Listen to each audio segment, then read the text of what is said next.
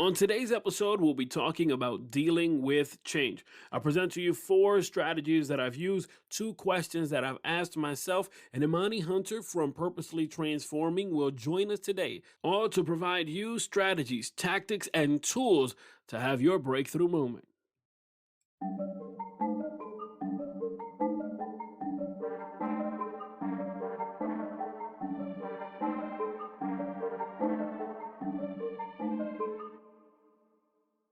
Welcome to the Strategy Rewind Podcast. I am your host, Miguel Lebron. Here at the Strategy Rewind Podcast, we look at the relationship between goals, strategies, belief, and objective breakthrough. I'm so excited for today's episode. Hey, if we haven't met before, thank you for being connected here today. I am a father, a leader, an author, a strategy coach, and mentor, and I partner with individuals who have a goal but need a strategy. And in this podcast, we focus on the strategy to help you have a breakthrough moment. A 2012 study done by the University of Waterloo, Ontario, Canada, they looked at specifically the fallacy of planning. And what they determined was this, that oftentimes individuals, when planning a trip, when planning a certain event or activity, they will always look at the bright side. I mean, think about it yourself. You may be getting ready to go to work or go to school or be part of whatever event you're going to be a part of today, right? You're most likely looking at the bright side. You're thinking this meeting is about to be great. I'm going to nail this presentation. Things are going to come out great. Things are going to be beautiful today, right? You're thinking today is going to be the most awesome day ever. And that's fantastic. The truth is, we tend to lean more on that side when we are planning, when we're thinking ahead of the future. Rarely ever do we ever think about the future being a dark and gloomy place. Now, sure, there are those, you may be the type of person that think everything is always going to be dark and gloomy, but even in your life, there are moments of optimism. And truly, optimism is so needed when we talk about change. So when we talk about change and when we talk about facing and dealing with change, one of the things that we need is great optimism. In my life, I've felt moments of change, which I know you have felt also.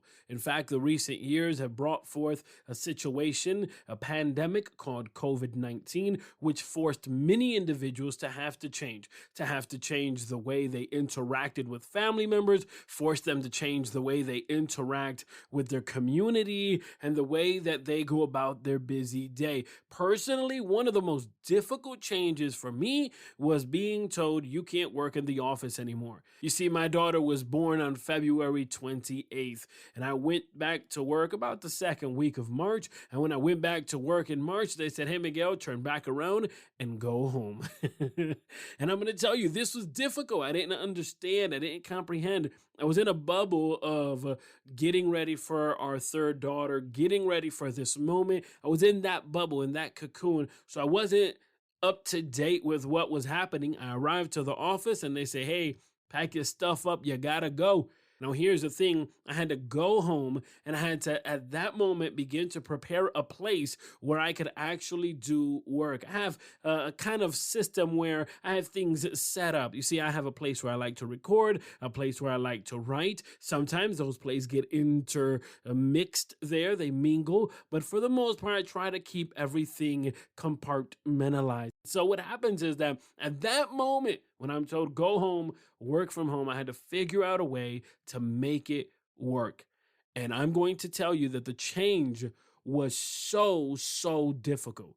The getting accustomed to working from home sounds appealing to many individuals. And now I'm more controlled with it. But at that moment, it was such a transition for me. And dealing with change and dealing with transition, one of the things we have to be is optimistic. We have to keep the idea that it's going to be in our favor. Oftentimes we look at change as if it is our enemy. And the truth is that change isn't our enemy. We have to look at change as a new opportunity for growth, a new opportunity to accomplish things that previously, in our previous state, we could not have done. And therefore we have to embrace change with a great optimism. So when they told me work from home, I was optimistic. This is going to be great. I don't have to travel. I don't have to spend money on gas. I can spend a little bit more time in the morning with my wife and daughters. I mean, this is going to be great. And yet there were my children knocking in the office door and had to wrestle with all of these thoughts of I'm here, but I'm not here. And it really took a lot of planning and engaging with my wife in conversation to be able to navigate on what it would look like if I was going to continue to work from home, given the certain situation at that time. And so number two, now that you have great optimism, number two, you have to dialogue with the individuals that are part of your circle. Let them know your fears that are tied to this change, because oftentimes we neglect to be vulnerable with the people in our circle, and we neglect to be honest with them. The truth is that in order to be honest with them, you know who you have to be honest with first? That's right. You guessed it. The person in the mirror. You've got to be honest with you first. And this is the thing that oftentimes we neglect on sitting with our emotions. Maybe you feel sad, maybe you feel glad, maybe you're angry or anxious, maybe you're fearful, maybe you're nervous. Whatever it is that you're feeling, sit in that, face that, navigate that emotion. Because if you continue to run away from what you're feeling about this change, it can really create some deadly situations. The truth is that you may be able to escape the naysayers and the haters, and you can turn off your social media and ignore all the comments. But you know what? You and I both know the person in the mirror is the person that oftentimes seems to be combating, fighting against us. And so I would encourage you to navigate through these emotions. And at the same time, as you're navigating through these feelings and navigating through these thoughts, you have to ask yourself, how would it look like if this worked out? Right? As we're embracing change and as we're navigating through the landscape and everything that's going on, the question is, how would this look like if it worked out? If it was great, if it was excellent, if it was marvelous, how would it look like? How would it change my life? How would it impact me if this change actually was a blessing in disguise, even if at the moment I didn't embrace it? How would it look like? How would my life be different? How would it look like if this change was great?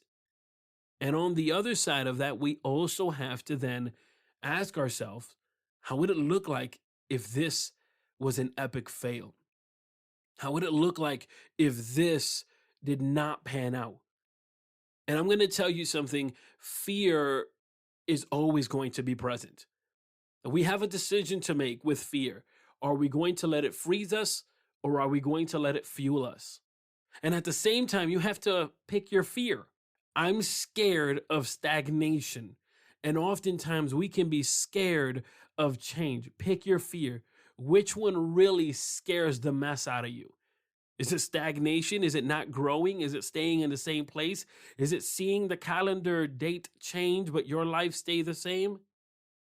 Is that much more scarier than the idea of actually facing the possibility of something new? Like, you have to decide what really scares the mess out of me. You have to pick your fear. And once you pick your fear, run. Once you pick your fear, once you decide, okay, you know what? I'm much more scared of stagnation. I really don't want to have to be stagnant, and I don't want to have to feel stuck or feel like I'm not moving forward or growing or being my best self and living out my life's purpose. Fine.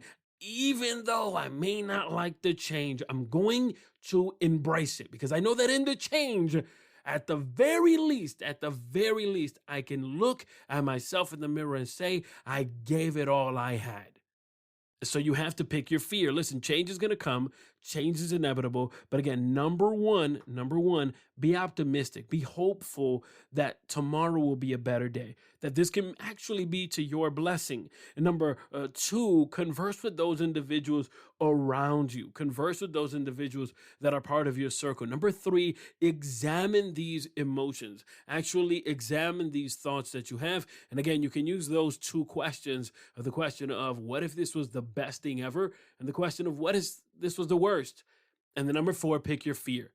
Either you're fearful of change or you're fearful of stagnation. Pick your fear.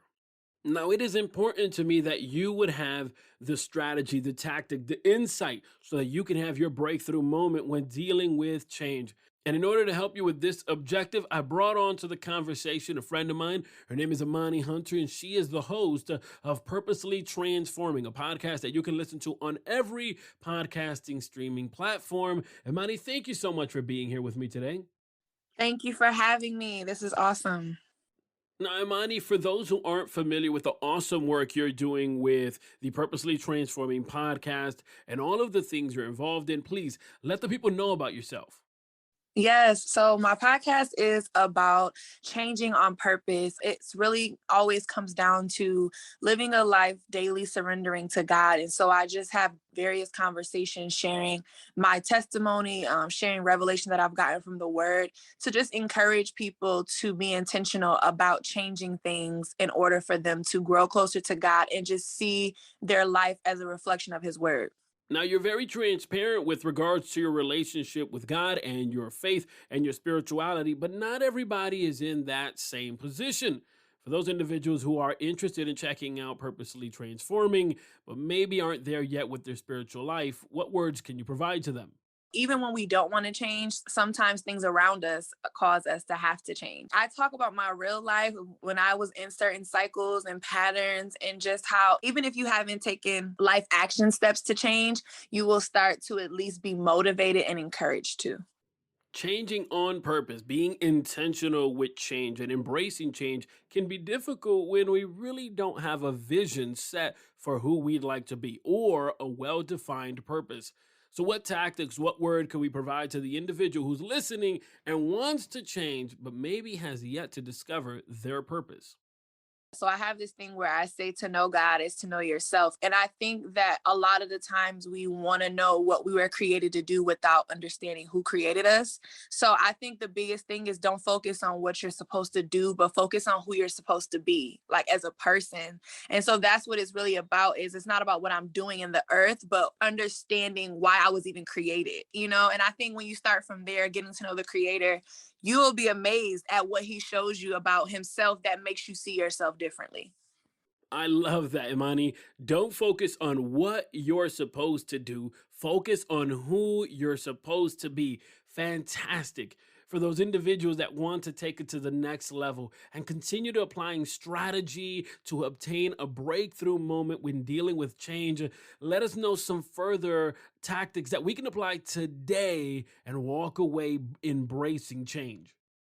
Wow. So practical steps I would say is get around other people who you see already understand their purpose, who you see making certain changes and are like in that space already in their life. When you get around those people, you start to see it as something more possible for you. That's a practical thing, being mindful of the people you have around you. Another tip I would say is things that you already find interesting, explore those things more. And you can probably realize that these were things you were created to do, and then it'll lead you to start making certain changes to be disciplined in order to do those things in a more healthier way and in a more way that can reach others. Because sometimes when you're not necessarily your best self, it's hard to do things in the best way. Just learning to be disciplined in small ways, like even if it just starts with getting up on time, like those things really can make a difference in big changes in your life. Awesome. Just awesome. You know, Imani, not only, as you mentioned, not only is it important to have a clear mindset and a clear vision, but it's also important to surround yourself with people that will nourish your vision. Having said that, one of the ways that we can have the circle to nourish our vision is well with engaging with awesome podcasts such as, that's right, Purposely Transforming. Yes, for sure. Imani, for those who are listening and want to engage with your content, let them know how they could do so. Yes. So my podcast is called Purposely Transforming, and it's on Apple, it's on Spotify, it's on Google. You can also follow me on Instagram at Imani D Hunter, and I go live. I have actual live conversations as well as Facebook, Imani D Hunter or Purposely Transforming. And last but not least, I also have a website where you could just see everything, www.purposelytransforming.com. Thank you for being here on Strategy Rewind, Imani. Thank you. I want to take this moment to thank everyone who has been connected here today. Thank you. If you found value and insight with the strategies discussed today, check out the show notes for further highlights and helpful links, and consider subscribing to be notified when a new weekly episode is available. Also, please leave us a review on Apple Podcasts, as that helps us know that you like this podcast and want more of it. A special thanks to today's guest, and please be sure to follow them for more helpful information. Well, I'll connect with you on the next episode of Strategy Rewind, but in between time and in the meantime, check out MiguelLebron.com, where you'll find free resources. Thank you for listening. I'll talk to you shortly.